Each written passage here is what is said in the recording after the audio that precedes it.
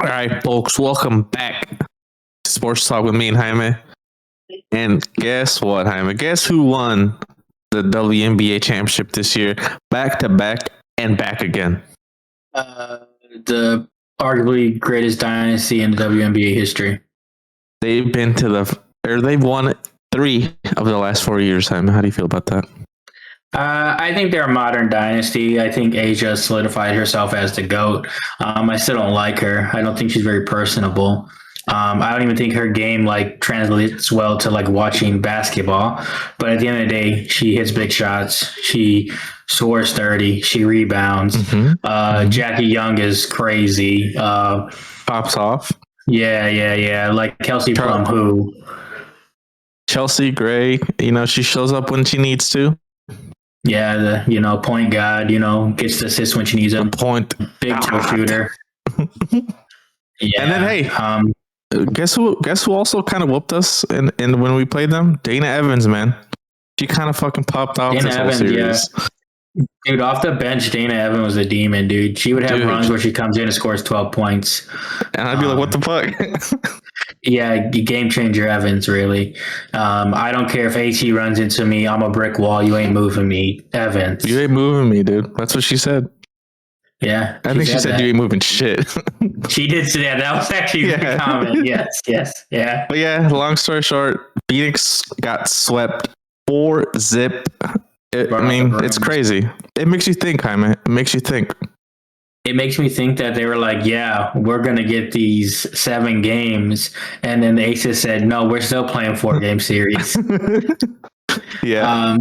But the Fever matched up against them much better than most teams did. And I really do think it's because of the bigs. I think AB and, AB in general. Tipson. She actually had a good game overseas yesterday or something, which is random. But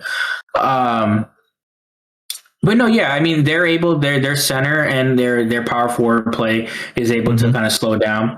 Because Alyssa Smith played pretty well in the series as well. Really well. Yeah, and even against the Fever, she had a couple games where she showed up. She did. But yeah, I just think the size and the thing about the Fever where they were able to stay healthy is in the front court.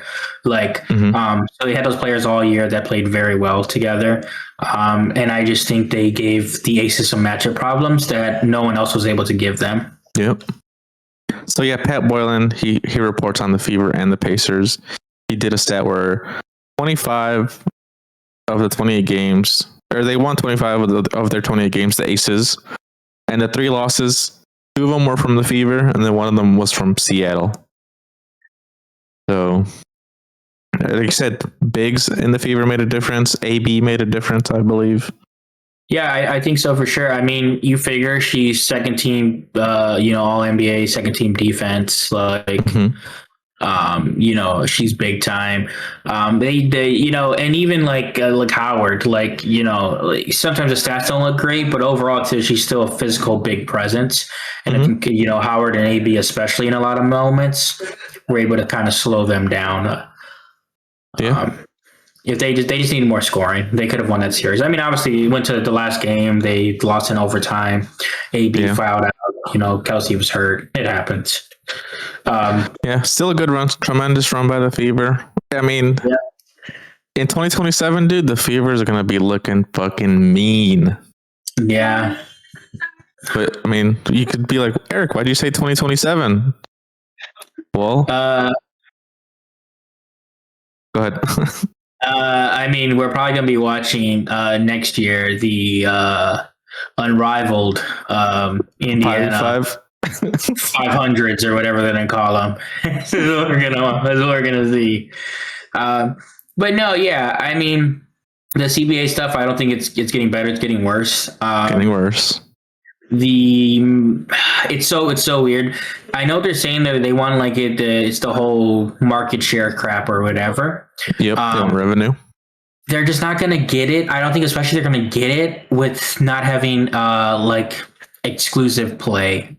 I think I just don't see a world where that's going to happen. Because if I'm the owners, I'm like, okay, sure, we'll do that, but you can't play in any other league.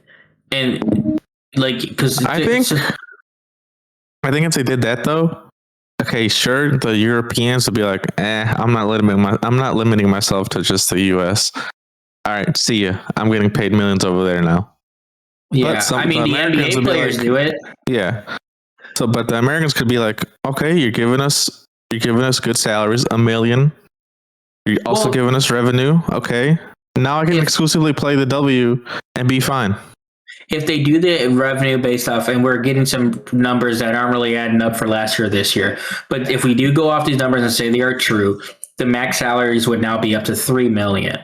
Like if we do the revenue share, and they could now, if you can get the max, say if the max is now $3 million, then I'm like, okay, hey, you got the revenue, max is $3 million, you're not playing anywhere else. Yeah, like that would just be my thing. And take it or leave it, you know. Yeah. Because I think the thing is they're still trying to get more money, which I get. Like, they're not getting paid enough for sure. But the owners, like, look how many people got hurt during Unrivaled like last season. Look how many people get hurt overseas and tear their ACLs. Like, and then as the WNBA team, you like take all of the loss. Like, you don't gain anything from that. Yeah, like if your star player goes down in other league, then you're just screwed, you know? Dude, Kelsey had her finger broken all year because she played overseas. And just the Fever just were like, okay, by the time we got her back, it was too late to do anything. Yeah, we couldn't really do nothing about it. Yeah, so like if I'm the Fever and I'm like, this is and Kelsey Mitchell is a $1 to $3 million player if we're evaluating him this way, you are not playing nowhere else. It is not. Now, if I pay you $200K, I don't care. I mean, she's supposed to be playing an Unrivaled. At least that's what her plan was. I don't know if since the injury, what her plan is. But I know Lexi for sure is playing, and then Boston's playing. But I could see a world where that. I mean, I want to see what happens with this season of Unrivaled, because if they go to the lockout. Or the strike, it depends who's gonna, say I'm not coming. Whether the owners are saying the doors are locked, or the players are saying we ain't walking in the door. We don't know yet. But I just because Unrivaled only helps the stars. Like, everyone's like, it only helps like 30 players or something like that. I don't know. Right. And even overseas, where it's like, sure, there's a lot of overseas leagues or whatever, but half the league is going to be unemployed. Yeah.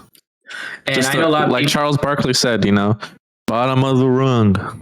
Yeah, because everyone's being like, oh, well, they're gonna go play an Unrivaled. They're gonna go play overseas. Yeah, those teams overseas, those Unrivaled teams, those rosters are already set. Maybe a handful of people will get jobs or whatever, but as like relief players, maybe. But even then. Yeah. And now if I'm the majority, because at that point, you're probably looking at 60, 70% of the league not having a job. I'm like, hey, no, we need to give in because I need a paycheck. China ain't paying me $1 million to play. Euros ain't paying me $2 million to play. This Netflix ain't going to pay itself, dude. This $40 Netflix ain't going to pay itself. Yeah, dude, when I legitimately make, $40K a year, like, it just ain't going to happen. Yeah. And I'm not even getting the $40K now. Now I'm just out of money. Yeah. You're just screwed. So, and that's the thing too, like, people don't think about in these like labor agreements is the masses need those checks. Like, they need the league to start on time. They can't have the whole lockout or whatever. The 1%, like Charles said, you got the superstars, you got the all-stars, then you got everybody else. Yeah. The everybody else is gonna be like, sign the deal. Do something, man. Yeah. Because like you said, it's cool that everyone supports Fee, everyone's backing Fee, but it's obviously all the bigger stars are saying that stuff. Yeah. I don't see I don't want to throw shade at anybody, so I'm not going to say a name, but Yeah. But if you're the 10th, we don't even go that far down. If you're the 7th, 8th woman on the team and you're making 50, 60K or whatever, and now they're saying, hey, the top salary is going to go to 800, whatever. So it's like, oh, wow, from 2 to 8, that means I may go from 40 to 100 or 150. Yeah. Sign that deal. That's a very good lifestyle. Correct. And that's the issue they're going to run into. But then the people at the top are like, okay, max salary, 850K. That's not good enough. I want a max salary of $1 million. The thing, though, is the superstars are never going to get paid what they are truly worth. You cannot pay Asia Wilson, Caitlin Clark what they are truly worth. It's just a matter of, do I make enough to put us in? And there's going to be a lot of other labor agreements. The players right now are trying to make up for 25 years, and they're trying to make this be the standard for the next 25 years. That's not how labor agreements work. Yeah, I mean, like the whole thing that they've been saying is we're trying to change it fundamentally, like change the W fundamentally, like for the generations to come. Like they're trying to do a huge fucking move right now. Correct. The problem is you're trying to fix the actual game itself that is being played, and also trying to fix the financial aspect of it. Like, it's just not going to happen. Like, they need to make strides in both, absolutely. But they're going to have, it seems like right now they have I want my way or no way, and it's just not going to work. Like, but same with the owners. They're trying to build Rome in a day, dude. Yep. And I heard that shit wasn't built in a day, so It wasn't built in a day, dude. And the owners are trying to, keep their dynasty going. They're not trying to, let these foreign invaders come in. Whoa. Dude, yeah, bad analogy, but it's just the real life, man. I mean, shoot, half the players are from overseas. I mean, now more and more, dude. We got some more foreign talent going into the NBA and the W. Yeah, for sure. I mean, all professional sports, dude. Like, cause Europe and Asia and Africa, there's a ton of players. What about wrestling? About what? What about wrestling? Oh yeah, you don't want to get me started with that, dude. Tiffany Stratton was undefeated all year, been doing so well, and then you get this. What's her name? Vaquera or something? Yeah, Vaquera, who I put my knees and hump the floor on your head. All of a sudden, we got Tiffany Stratton doing 360 backflips. I mean, so did Vaquera. She did crazy, like a jackknife, flip to win. But regardless, dude, Tiffany Stratton's been carrying SmackDown on her back all year. I was more thinking further, but she's not really overseas talent. Yeah. She's down south. Yeah, but same. I mean, that's how things should go, though. That you want leagues to have international pool. That's where you make money, dude. When it's internationally. Well, like that WWE event, it was in Perth. It was in Australia. Like, so I didn't get to watch the matches because they were finishing up because it was like 8:00 in the morning. I was at work. But like you need to. I mean, look at baseball. Like baseball's growth was up. I had showed you a data thing. I don't know the things off top though. But let's just say modestly 10-15% or whatever. But like in the Japanese market, it was up like 36%. I mean, Shohei, just the Shohei effect, dude. Correct too, and then they have another superstar that's coming over next year, the third baseman Murakami, and it's just going to keep growing. And then you had there are 5 prominent Japanese players who were all in the playoffs. Like 3 are still in there for the Dodgers, but the Cubs players were still there, and they're big fan favorites. You need to globalize the game. Yeah, more and more it needs to be globalized. And I mean, someone during Caitlin's exit interview asked her like, hey, would you like the W to go international? And she's like, dude, I would love that. Like, because I think the men went to France and faced Wemby, or not faced Wemby. Wemby played in France against someone. They played the national team? Yeah. Yeah. It was like an exhibition game or something, but like, it's still cool, Your international fans get to come and watch you. I think the W should hands down still do international. I think the issue is unrivaled.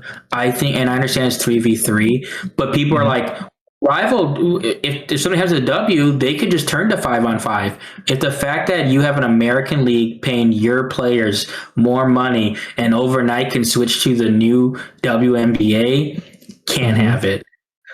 Like, it is a tricky slope, man, because like Charles was saying, dude, it's say Angel Reese, Nafisa, Asia, Caitlin. They all jump ship, go to Unrivaled, boom, turn it into a 5v5. The W's fucking done. They're done. It's over. They're dead in the water that day. Yeah. And all these investors overnight would be like, okay, yeah, I'm going over there.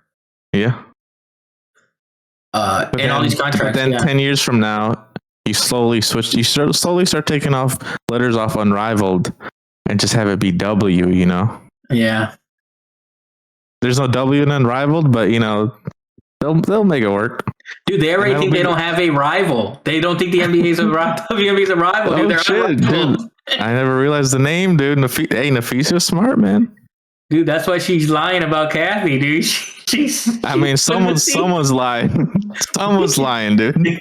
Dude, there's seeds being planted. Dude, there's seeds being planted. I mean, and Kaylin, she had on that one shirt that said chess moves, so, Kaylin has something, dude. She's Littlefinger as well. Dude, she is, dude. And one last little thing about Kaylin. I think it's a little disrespectful that she didn't put that Colts jersey on. I know she's a Chiefs fan, but when in Rome, Hey, man. She already does enough for Indy. She don't need to wear that Colts jersey, man. Dude, and then her and Halliburton wearing Cubs jerseys, dude, I can't stand it. When I saw that, I thought this was AI slap. I thought it was Sora's stuff. I was like, this isn't real, man. Dude, nope. She's on my. She might find her way on this list, and you know about this list. No, I take this list serious. The list. But yeah, I mean, comment down below what your thoughts are about Kaylin wearing a shitty, crappy, not even in the playoffs anymore, Cubs jersey.